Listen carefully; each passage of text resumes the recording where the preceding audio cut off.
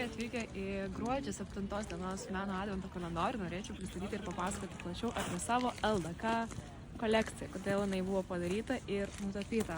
Anksčiau kažkada tai buvau pradėjęs lankyti boksą ir ten susipažinau su vienu vyru. Kažkaip iš kalbos išėjo ir jisai sužinojo, kad aš tapau paveikslus ir jis sako: Renata, nupiešk man Vytautą. Ir man ta idėja patiko, nes kadangi kai gyvenau Prancūzijoje, Paryžiuje, tai kai eini į muziejus, visada matai paveikslus visų valdovų, jų yra labai daug, o mes Lietuvoje tokių neturim. Turim labai mažai vienetų arba neturim iš viso. Tai norėjau nutapyti kažką modernaus ir pristatyti Lietuvai. Tai mes buvom sutarę nutapyti visą seriją ir padaryti parodą Trakuose per Karaliaus Mindaugo dieną, Liepos 6 dieną. Kadangi tai buvo investicinis projektas, mes buvom sutarę, kad investuos pinigų ir po to tie paveikslai eis pardavimui. Aišku, ieškojom rėmėjų, buvo surasti porą rėmėjų. Ta paroda buvo jau kaip ir visai susitapinta. Kad padaryti tą parodą mieste, aš norėjau paskandinti tuos paveikslus po ežerų. Tai mes įsivaizduojam tą pagrindinę Trakų pilį. Mes turim tiltą ir aš norėjau nuskandinti tuos paveikslus.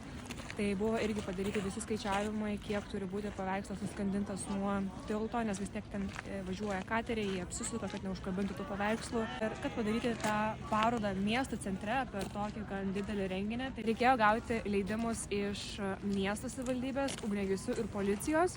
Visi parašai buvo surinkti, paroda surinkta, drobės užsakytos. Testinis akvariumas irgi buvo užsakytas iš Šiaulių. Mes tiesiai važiavome iš Šiaulius, kad pažiūrėti, ar tie akvariumai yra sandarūs. Ir likus mėnesio iki parodos sako, ne, aš neturiu pinigų, man reikia sumokėti mokesčius ir tiesiog liko ant ledo ir aš nenorėjau naudoti visų savo santaupų, kad padaryti parodą ir tai žinai, kas iš jos išeis, ar bus pardavimų ar nebus pardavimų.